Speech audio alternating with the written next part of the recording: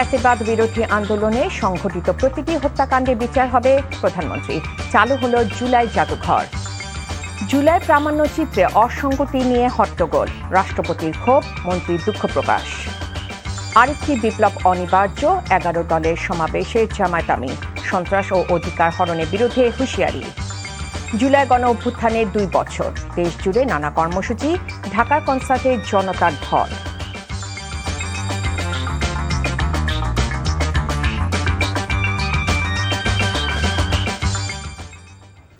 আসসালামু আলাইকুম, রায়কা আল হোসেন স্বাগত জানাচ্ছি এনটিভির সন্ধ্যার খবরে। আই গ্যাস ইউনাইটেড শিরোনাম দেখছিলেন, এবার চলুন পুরো খবরে।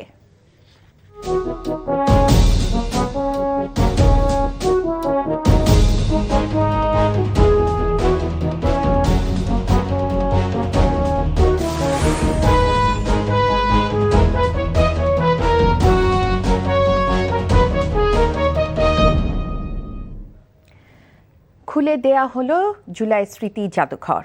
রাজধানী শেরেবাংলা নগরে এই জাদুঘরে উদ্বোধন করে প্রধানমন্ত্রী তারেক রহমান বলেন, এটি কোনো একক ব্যক্তি, গোষ্ঠী বা দলের রাজনৈতিক ভাষ্য প্রতিষ্ঠার স্থান হবে না। তিনি বলেন, একটি গোষ্ঠী পরিকল্পিতভাবে দেশকে অস্থিতিশীল করার অপচেষ্টা চালাচ্ছে। সরকার প্রধান বলেন, যথাযথ প্রক্রিয়া অনুসরণ করে জুলাই হত্যাকাণ্ডের বিচার হবে স্বচ্ছ, নিরপেক্ষ ও বিশ্বাসযোগ্য। আগামীকাল থেকে জাদুঘরে প্রবেশের সুযোগ পাবেন সর্বস্তরের মানুষ। বিস্তারিত হাসান মাহমুদের রিপোর্ট। রক্তস্নাত গণ অভ্যুত্থানে হাজারো শহীদের স্মৃতির স্মরণে জুলাই অভ্যুত্থান স্মৃতি জাদুঘর। জুলাই গণ অভ্যুত্থানের 2য় বছরেই তার উদ্বোধন করলেন প্রধানমন্ত্রী তারেক রহমান।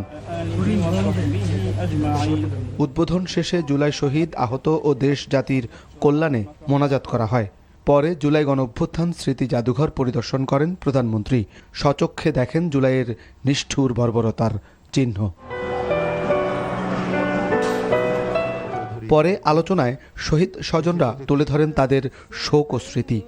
আমি তো আমার সন্তানকে পাবো না, যেন আমি ওই স্মৃতিটা দেখে মনে করতে পারি যে আমার ছেলে কলেজে পড়ছে। জুলাই যোদ্ধাদের যেন যথাযথ রক্তের মূল্যায়ন করা হয়। আমি চাই আমার ছেলের চিঠিটা জাতীয় শিক্ষা কারিকুলামে অন্তর্ভুক্ত করে পাঠ্যপুস্তকে পড়ানো হোক। জুলাই শহীদ ও আহতদের স্মরণ করে ডক্টর মোহাম্মদ ইউনুস বলেন, এটি হবে মাইল ফলক। এখান থেকে আমরা যে নারীর সূত্র যে রেখে যাব সবার কাছে, এই সূত্র যেন আর ছিন্ন না হয়। পরে প্রধানমন্ত্রী জুলাই স্মৃতি জাদুঘরের জন্য যারা অক্লান্ত পরিশ্রম করেছে তাদের প্রতি কৃতজ্ঞতা জানিয়ে বলেন, এই দিনটি দেশের যুগান্তকারী গণতান্ত্রিক ইতিহাসের স্মারক। এই জাদুঘর শুধুমাত্র 2024 সালের নৃশংস ঘটনার স্মারক হবে না। এই জাদুঘর বাংলাদেশের মানুষের সামগ্রিক গণতান্ত্রিক অভিযাত্রার সঙ্গে জুলাই গণ অভ্যুত্থানের সম্পর্ক তুলে ধরবে। প্রধানমন্ত্রী বলেন, বিভিন্ন ইস্যু সৃষ্টি করে ফ্যাসিবাদ মুক্ত দেশকে কেউ কেউ এখন অস্থিতিশীল করার অপচেষ্টা করছে। কেউ কেউ অহেতুক ইস্যু তৈরি করে দেশে অস্থিরতা সৃষ্টির অপচেষ্টা শুরু করেছে। এসব পরিস্থিতি তৈরি করে তারা নিজেদের অজান্তেই পতিত পরাজিত পলাতক স্বৈরাচারের পুনরুত্থানের পথ সুগম করছে কিনা সেটি মনে হয় ভেবে দেখা প্রয়োজন আমাদের। তারেক রহমান বলেন, অসম্পূর্ণ, অতিরঞ্জন বা উদ্দেশ্যপ্রণোদিত বয়ান ইতিহাসকে শক্তিশালী করে না।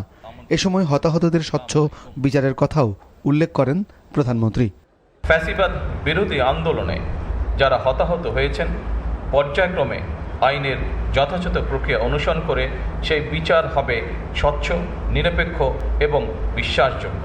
এই জাদুঘর কোনো একটি দল, গোষ্ঠী বা ব্যক্তির একক রাজনৈতিক ভাষ্য প্রতিষ্ঠার স্থান হবে না। এরপর মনোজ্ঞ সাংস্কৃতিক অনুষ্ঠান উপভোগ করেন প্রধানমন্ত্রী সহ আমন্ত্রিত অতিথিরা।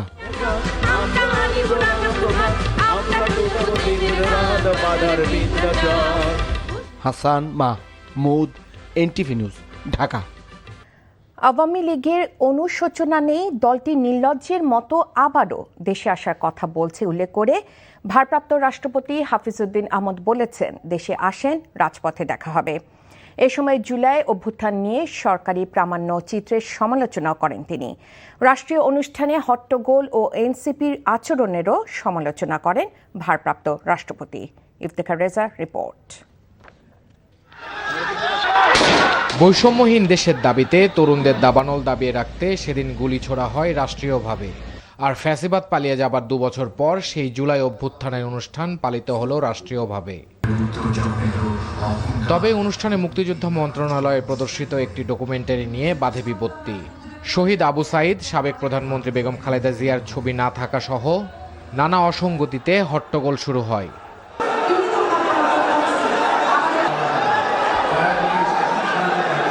মুক্তিযোদ্ধা মন্ত্রী, স্বরাষ্ট্রমন্ত্রী সহ অন্যান্যদের সহযোগিতায় পরিস্থিতি স্বাভাবিক হয়। এ সময় বিভিন্ন রাজনৈতিক দলের নেতারা অনুষ্ঠানে তাদের বক্তব্য তুলে ধরেন। কারণ এটা ইতিহাসের অংশ, এই ইতিহাসকে বোঝা যায় না।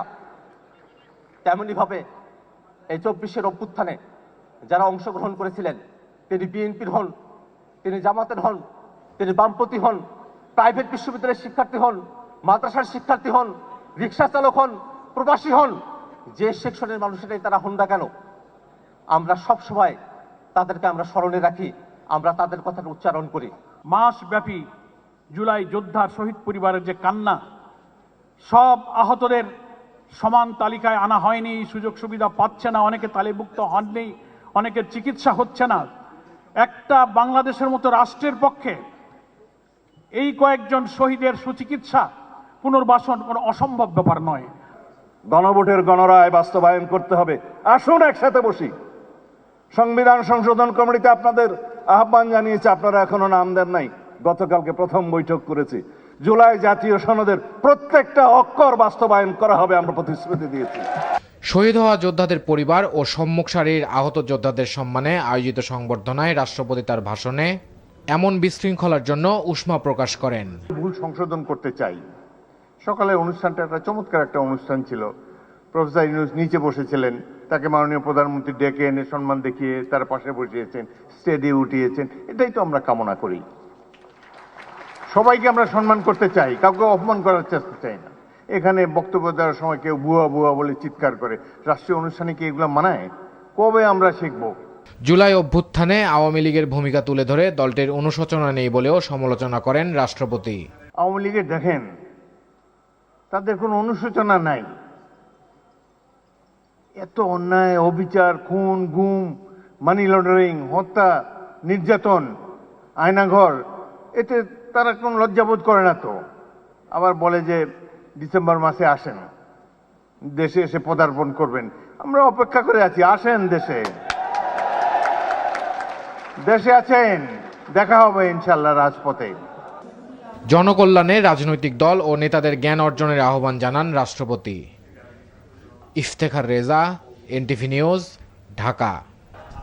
জীবনে বিনিময়ে হলেও গণভোটের রায় বাস্তবায়নে দেশবাসীকে প্রস্তুত থাকার আহ্বান জানিয়েছেন বিরোধী দলীয় নেতা ডাক্তার শফিকুর রহমান।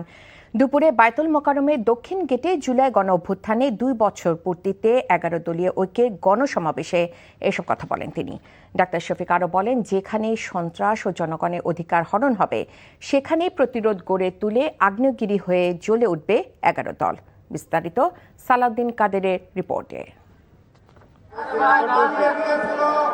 জুলাই গণঅভ্যুত্থানের দ্বিতীয় বার্ষিকীতে গণরায় বাস্তবায়নের দাবিতে 11 দলীয় ঐক্যের গণসমাবেশ। সকাল থেকে বৃষ্টি উপেক্ষা করে আসতে থাকে নেতাকর্মীরা। সমাবেশে 11 দলীয় ঐক্যের কেন্দ্রীয় নেতারা অভিযোগ করেন, অতীত স্বৈরাচারী সরকারের মতো ক্ষমতা কুক্ষিগত করতে চায় বর্তমান সরকার। আমরা যারা বাংলাদেশের স্বাধীনতা সার্বভৌমত্ব রক্ষা করতে চাই, বিদেশিদের হাত থেকে বাংলাদেশকে নিরাপদ রাখতে চাই, বাংলাদেশের মানুষকে নিরাপদ করতে চাই, আমরা ঐক্যবদ্ধ হয়েছি। এতে আপনাদের গাত্র দেওয়ার কোনো কারণ তো আমি দেখি না। এটা ভারতের বয়ান, বাংলাদেশের মানুষকে বিভক্ত করে শাসন করা। তারেক রহমান নির্বাচনে আসার আগে অনেক জায়গায় ধর্ণা দিয়েছে। এখন সবাই এসেছে তারেক রহমানের কাছে যে তুমি না আমার কাছে বিক্রি করেছিলা, আরেকজন বলে তুমি না আমার কাছে বিক্রি করেছিলা। তারেক রহমান এখানে মাথা খারাপ হয়ে গিয়েছে, এখন তাদের পাওনা বুঝিয়ে দিতে পারছে না। কারণ বাংলাদেশের মালিকানা তারেক রহমানের নয়, বাংলাদেশের মালিকানা বাংলাদেশের জনগণের। সভাপতির বক্তব্যে বাংলাদেশ খেলাফত মজলিসের আমির মামুনুল হক বলেন, দেশের যেখানে জুলুম হবে সেখানেই প্রতিরোধ গড়ে তোলা হবে। আমরা শহীদ প্রেসিডেন্ট জিয়াউর রহমান, বেগম খালেদা জিয়ার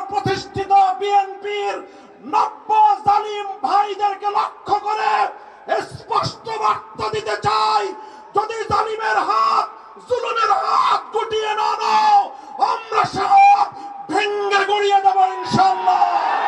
প্রধান অতিথির বক্তব্যে জামায়াত আমির অভিযোগ করেন, বিএনপি জুলাই নিয়ে জনগণের সাথে প্রতারণা করেছে। ফ্যাসিবাদী আচরণ ছেড়ে দেন, জনগণ ফুলের মালা দিয়ে আপনাদেরকে বরণ করবে।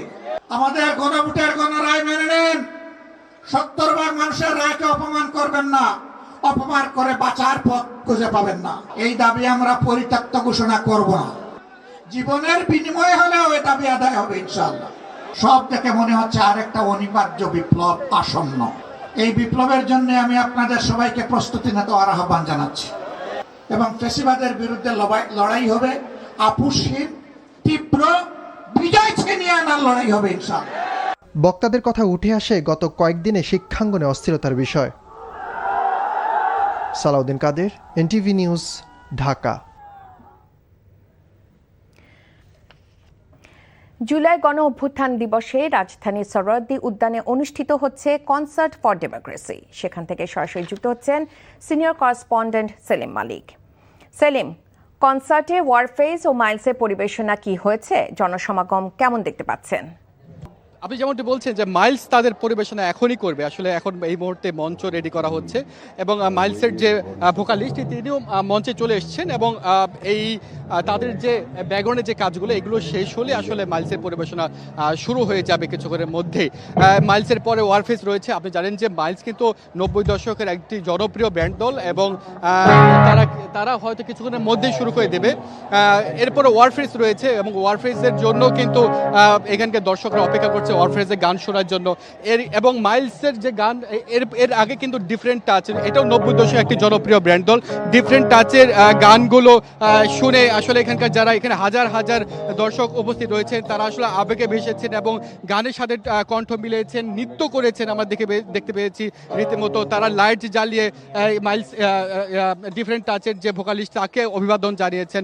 আসলে এক ধরনের আনন্দমুখর পরিবেশে আসলে এই কনসার্টটি অনুষ্ঠিত হচ্ছে এবং এই বিকেল 3-4টার দিকে কিন্তু এই কনসার্টটি শুরু হয় এবং এই মাইলসের আগে কিন্তু ডিফারেন্ট টাচ এবং তার আগে হাইওয়ে এবং লালন এবং এসএস যে ব্র্যান্ড দল তারা কিন্তু তাদের সঙ্গীত পরিবেশনা করছেন এবং 3-4টার দিকে সাংস্কৃতিক মন্ত্রী নিতাই রায়চৌধুরী এই কনসার্টটির উদ্বোধন করেন এবং এই কনসার্টটির উদ্দেশ্য যেটি বলা হচ্ছে যে স্বৈরাচারের কবল থেকে 2024-এ যখন গণতন্ত্র উদ্ধার হয় সেটিকে সামনে রেখে সেই স্মৃতিকে ধারণ করে কিন্তু এই কনসার্টটির নামও দেওয়া হয়েছে কনসার্ট ফর ডেমোক্রেসি এবং এখন মাইলসের প্রযোজনা কিছুক্ষণের মধ্যেই শুরু হবে। মাইলসের পর ওয়ারফেজ রয়েছে এবং হয়তো 9টা পর্যন্ত এই পরিবেশনা চলতে থাকবে এবং এখানে কয়েক হাজার দর্শক কিন্তু রয়েছে, তারা খুব উপভোগ করছে এবং এটি বিভিন্ন স্ট্রিমিং প্ল্যাটফর্মে কিন্তু অন এয়ার হচ্ছে এবং সেখান থেকেও কিন্তু হাজার এই পরিবেশনা দেখতে পাচ্ছে। তো এই ছিল আমার কাছে এই কনসার্ট থেকে খবর। জানছিলাম সরোয়ার্দী উদ্যানে কনসার্ট ফর ডেমোক্রেসির খবর। দফায় দফায় পাহাড় ধসের ঘটনা ঘটেছে কক্সবাজার টেকনাফ মেরিন ড্রাইভ সড়কে। এতে কয়েক ঘন্টা যান চলাচল বন্ধ ছিল। পরে বিকেলে সেনাবাহিনী তৎপরতায় পরিস্থিতি স্বাভাবিক করা হয়। অন্যদিকে রোহিঙ্গা ক্যাম্পে পাহাড় ধসে এক শিশুর মৃত্যু হয়েছে। কক্সবাজার টেকনাফ মেরিন ড্রাইভ সড়ক উন্নয়ন প্রকল্পের পরিচালক কর্নেল হুমায়ুন কবির জানান, ভারী বর্ষণের ফলে সড়কটি বেশ কয়েকটি জায়গায় পাহাড় ধসের ঘটনা ঘটে। পর্যটক ও চলাচলরত যানবাহনের জন্য সতর্ক করা হচ্ছে। এদিকে কলাতলি এলাকায় পাহাড় ধসের ঘটনায় 3 জন আহত হয়েছে। মাটি চাপা পড়েছে 3টি বসতঘর। আহতদের চিকিৎসা দেওয়া হচ্ছে কক্সবাজার সদর হাসপাতালে। এছাড়া উখিয়ার 13 নম্বর রোহিঙ্গা ক্যাম্পে পাহাড় ধসে এক শিশুর মৃত্যু হয়েছে। আবহাওয়া দপ্তর জানিয়েছে কক্সবাজারে গেল 24 ঘন্টায় 58 মিলিমিটার বৃষ্টিপাত রেকর্ড হয়েছে। ক্রিকেট অস্ট্রেলিয়ার বিপক্ষে একমাত্র প্রস্তুতি ম্যাচে কাল মাঠে নামছে বাংলাদেশ। ডারউইনে বাংলাদেশ সময় ভোর 6:30টায় শুরু হবে ম্যাচটি। শেষ মুহূর্তে এই অনুশীলনে ডিএক্সি অ্যারেনাতে নিজেদের ঝালিয়ে নিয়েছে বাংলাদেশের দল।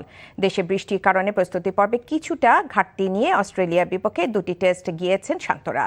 সেটা কাটিয়ে ওঠার পুরোদমে অনুশীলন করেছে দলটি। এদিন লিটন দাসকেও দেখা গেছে দলে অনুশীলনে। হঠাৎ করে ইনজুরি মুক্ত হয়ে প্রথম টেস্টে স্কোয়াডে জায়গা করে নিয়েছেন তিনি। টেস্টের আগে এই ম্যাচ গুরুত্বপূর্ণ, সেটা বলেছেন পেসার হাসান মাহমুদ। আমার কাছে মনে হয় যে আমাদের যে প্র্যাকটিস গেমটা আছে সেটা অবশ্যই ম্যাচের আগে প্রস্তুতির জন্য খুব ইম্পর্টেন্ট এবং কন্ডিশনের সাথে পিচের সাথে মানিয়ে নেওয়ার জন্য এটা আসলে অনেক কাজে দিবে আমাদেরকে। প্রবাসী ফুটবলারদের বাছাই ক্যাম্প ইউরোপে করার পরিকল্পনা বাফুফের, তবে সাফের প্রস্তুতিতে প্রীতি ম্যাচের দল ও ভেন্যু নিয়ে চূড়ান্ত সিদ্ধান্ত হয়নি বলে জানিয়েছেন বাফুফের সহসভাপতি ফাহাদ করিম। গুলশান ইয়ুথ ক্লাবে ফিফা ফাউন্ডেশনের সহযোগিতায় অভিযাত্রিক ফাউন্ডেশনের প্লেইং ফর পিস কার্যক্রমে উদ্বোধনী অনুষ্ঠানে এসব কথা বলেন তিনি। 2026 সালে 56টি ফুটবল প্রশিক্ষণ সেশন, 4টি ত্রৈমাসিক ফুটবল টুর্নামেন্ট, বিশেষ চাহিদা সম্পন্ন 22টি বিশেষায়িত ফুটবল সেশন সহ আরও বেশ কিছু কার্যক্রম বাস্তবায়নের পরিকল্পনা রয়েছে। গত মৌসুমে ফিফা ফাউন্ডেশনের সহযোগিতায় 10 থেকে 18 বছর বয়সী প্রায় 1000 সুবিধা বঞ্চিত শিশু কিশোরদের নিয়ে ফুটবল প্রশিক্ষণ ও সার্বিক বিকাশমূলক বিভিন্ন কার্যক্রম পরিচালনা করা হয়। অনুষ্ঠানে বিশেষ অতিথি হিসেবে উপস্থিত ছিলেন প্রধানমন্ত্রীর সহকারী একান্ত সচিব 2 আব্দুর রহমান সানি। খবর শেষ করছি, যাবার আগে আই গ্যাস ইউনাইটেড শিরোনামগুলো আরও একবার জানিয়ে দিচ্ছি। ফ্যাসিবাদ বিরোধী আন্দোলনে সংঘটিত প্রতিটি হত্যাকাণ্ডে বিচার হবে প্রধানমন্ত্রী। চালু হলো জুলাই জাদুঘর। জুলাই প্রামাণ্য চিত্রে অসঙ্গতি নিয়ে হট্টগোল, রাষ্ট্রপতির ক্ষোভ, মন্ত্রীর দুঃখ প্রকাশ। আরেকটি বিপ্লব অনিবার্য, 11 দলের সমাবেশে জামায়াত আমির, সন্ত্রাস ও অধিকার হরণের বিরুদ্ধে হুঁশিয়ারি। জুলাই গণ অভ্যুত্থানের 2 বছর, দেশ জুড়ে নানা কর্মসূচি, ঢাকার কনসার্টে জনতার ঢল। এই ছিল সন্ধ্যার খবরে। এই খবরের ভিডিও সহ আপডেট জানতে ভিজিট করুন NTV অনলাইন www.ntvbd.com। এছাড়াও NTVর জনপ্রিয় সব অনুষ্ঠান ও খবরের আপডেট জানতে ভিজিট করুন আমাদের ইউটিউব ভেরিফাইড ফেসবুক পেজ। রাত 10:30টায় রাতের খবর দেখার আমন্ত্রণ জানিয়ে বিদায় নিচ্ছি। এতক্ষণ সাথে থাকার জন্য সবাইকে ধন্যবাদ।